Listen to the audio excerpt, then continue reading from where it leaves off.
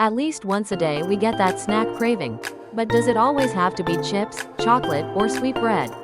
You can change those snacks to healthier alternatives. Today, I'll show you how to create satisfying snack habits while staying healthy. 1. Don't try to completely avoid snacking. If you force yourself to resist, it could lead to overeating. The key is what and how you eat. 2. Replace junk food with real food. Swap potato chips for baked sweet potato chips. Swap chocolate for dark chocolate 70% or more.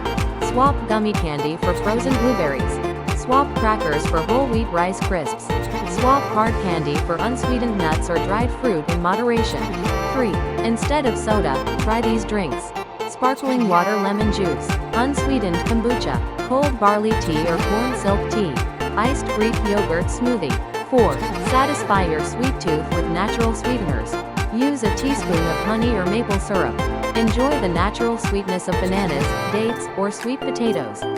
For yogurt, choose unsweetened and add fruit. 5. Stick to set times and portions. Snacking should have rules. Snack time is best between 35 p.m. Portion out your snacks, never eat directly from the bag.